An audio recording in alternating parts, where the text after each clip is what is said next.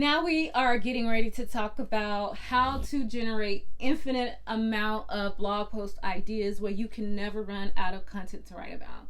Because there are ways that you will never be able to run out of content unless you are just killing the game and you are creating thousands and thousands of articles within your first year of blogging or your first 2 years. These are some ways that I go about finding creative things to talk about on my blog. And the first thing that you should always do is to reach out to your ideal reader or your community. Now, you may not have that community just yet, but what you can do is that you can go into those Facebook groups that your community hangs out in, and you look up some of the questions they have been asking frequently in that Facebook group. And the thing about Facebook groups is that a lot of times you can see stuff grouped in categories by hashtags on those groups. And if you keep seeing that same hashtag pop up over and over, then you'll know that that is a content area that people in your niche are looking for. So start there. But if you can get on the phone with your actual reader, definitely do that. Even if you have a friend and y'all both love that same type of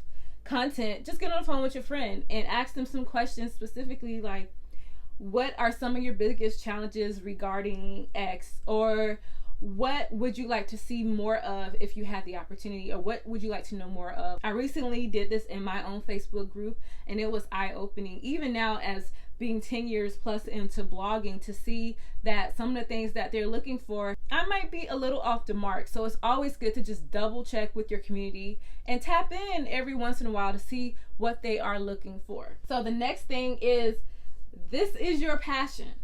So if you're thinking about a niche that's your passion, what are the natural questions that you would want to know? And what are the things that you are always hearing about, seeing about, everybody always talks about in your industry? And if you have niche down within a particular industry, then that can help you kind of get your content in a little bubble. But you have to know your own passion. Like, for this, I can't tell you exactly what you should be looking for, but you know your world, you know what it's like. And if I went back to the Florida type of travel, then of course, I'm definitely going to think about tickets. I'm definitely going to think about the best airports, who has the best bathrooms. Those are kind of questions that people ask online. I might think about, when I'm at the airport, where are the best places to eat at particular airports? What else I like to do? Which airports has like the more comfortable seating areas, the best concierge area, and what are some hotels around the airport that might help me if I have some type of delay?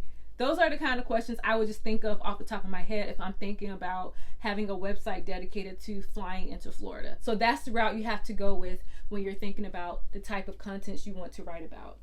Now you can use keyword tools, or tools that have keyword features like Bramework and SEMrush, where you can start with a broad term. So we may start with flying to Florida and then see what those tools come up with. A lot of times you're going to get thousands and thousands of rows, which we will go into later in the keyword section.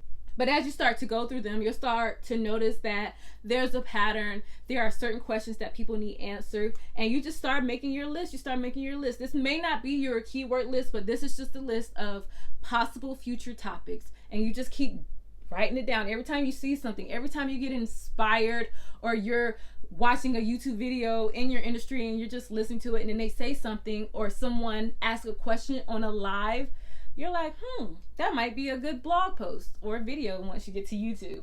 Now, the next thing is social media. Social media is a great way to figure out the type of things that you should be writing for your audience, especially if you start at Reddit. They have a lot of different subreddits and forums on that platform where people are asking some really good questions. I actually was inspired to write an article on theme park history because I'm a solo traveler, and somebody was on there asking about going to Cedar Point alone, and I was like, you know what? I've been to Cedar Point a lot of times, and I've been to Cedar Point by myself. I didn't see anybody who wrote about it, so I was like, I'm gonna write about it. I didn't do any keyword research to see if there was a volume. It was just something that my website was missing. I write about solo travel theme parks, and I didn't have one on Cedar Point, so I just wrote one on Cedar Point so that the people who are looking for that, they can find it. So that's a good place to start. Also, Pinterest. Don't sleep on Pinterest, because Pinterest is a search engine, and back in the day, it was competing with YouTube as that number 2 spot, but it usually would be Google, YouTube, then Pinterest back in the day when I was starting to blog. But it's still a great search engine, and it has a lot of functionality for you to search things. It does have the same functionality of the autocomplete that you will find on YouTube or Google, so you can start typing in. And that is actually where I first started my very first form of keyword research. It was on Pinterest. It was long, it was exhaustive. I went through every theme park. I put a theme park in the search field of Pinterest, and I saw what Pinterest was asking for, because back in that time I wasn't secure in SEO, so I would just use Pinterest as my number one traffic driver. So whatever Pinterest said that people were looking for, that's what I wrote. Also, if you have a business account, you can act like you're about to create an ad, and that allows you to see some of the keywords that are trending on Pinterest. And you can also see the search volume, the monthly search volume for certain keywords on Pinterest. So that is a good way to come up with ideas that can also help Google and help Pinterest. Now we get to the mothership, and that is YouTube. And I love YouTube because not only can you type in things the manual way where you do the autocomplete, but you can also go into videos that are in your niche that people are gravitating towards, especially videos that have thousands and thousands of views with hundreds and hundreds of comments. And if the creator is kind of busy, then you may not see them responding to it, or haven't responded to those comments with a video. That's your opportunity to create not only a blog post, but possibly a video in the future. You go through those comment section, and people are asking questions, because most of the time those videos leave more questions. So that is one of the most incredible places to get content ideas, because there is an infinite supply of ideas in that comment section. Then we have Answer the Public. This is another good option. It's basically a website that gathers all the data on the internet of all the questions people are asking for certain topics. It goes on and on and on and on. So there is no way that you can get a lot of content ideas from Answer the Public. It is a great website. Then we have Amazon, in particular the book section. Now, you know, Amazon has a really good bookstore section on their website, and here a lot of books on Amazon are how-tos, or they're guides, or they're basically a concept of a blog post that is more thorough in the form of a book. So you can go on there and you can get some really good ideas. You can even check out the chapters that are in the book, and the chapters can become your own blog post. So that is a good place to start. And then of course you have the name that shall not be named, Google. I use Google in my research, and not just in the way of seeing like what articles others have written, but I also use Google for the auto search feature. I like the auto search feature because it's actually things that people are Googling associated with that generic term. So if I Google Disney World, and I see something come up, it may something like tickets. Okay, is there an opportunity for me to write an article on the Disney tickets? And I love the feature at the bottom where they have additional keywords. This is real data. And a lot of times people will say, well, the autocomplete is not 100, because sometimes people aren't searching for that. But I have had a different experience. Sometimes those search tools tell you that nobody's looking for it, but then that article ends up being the number one article on my website. Thank you so much for the no competition. So I am a testimonial that if an article is something that is needed for your website, and the search volume may be low, but you know your reader and you know what they would be looking for, write that article, and write the best article, because you never know that it may be the one that just takes off on your website, because now you're serving an audience who had no type of content on that particular keyword. So just keep that in mind. I had to go on my tangent, but just always know that these keyword research tools are not 100% accurate. And if you feel like there is a gap missing in content on your website that you know your reader will enjoy, go ahead and write it. Now we have my bonus, and that is write the same blog post. I know, that's crazy, right? I'm sorry, the sun is going down here in Florida, so I'm gonna try to move this over for you. Write the same blog post. What do I mean by that? This is one of the tricks that I use on many of my blogs that I have written in the past, not just my travel blogs, but we have a tech blog and we have a financial blog.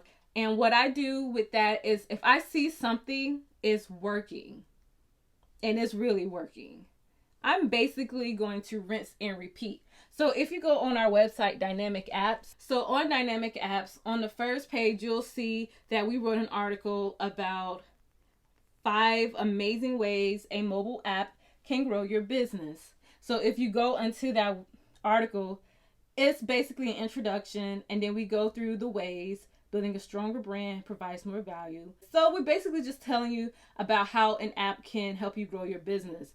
And that was our basic generic how an app can help you grow your business. But then we realized that people were really liking that type of article. So what we did? If you see the second page of this blog, it says 5 reasons why law firms need a mobile app.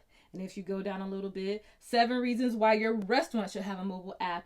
And if you go into those articles, you'll see that it's basically the same concept as the original generic why your business needs a mobile app, where we're going to basically be saying the same things, but we might say them a little bit differently, and then we're going to tailor them to that specific industry.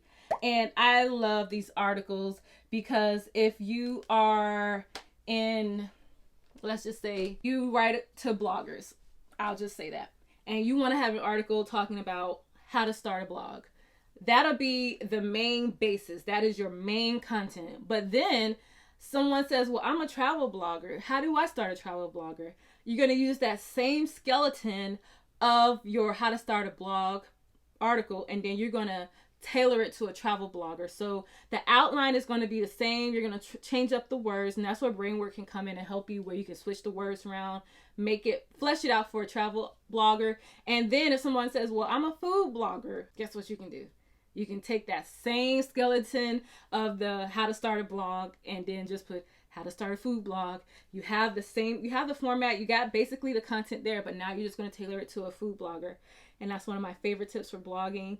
And it's a great way if you can figure it out for your particular industry. If you see that you have one main type of generic blog post, like the one was how to start a blog, and it would basically be the same outline. It would basically be the same words, but you got to change it up because you don't want Google penalizing your website. But it'd be basically the same article, but then you're going to mention things in there that a travel blogger would have to deal with. And that's all you do. You just use the same structure, same format, similar words, but change it up. Like I said, I have to repeat because I want to make sure you hear me in the back. The same words, but changed. And then you put tweaks in it based on the type of industry you're talking about. And this is my little secret. So I hope this helped you. And now we're going to move on to the next lesson.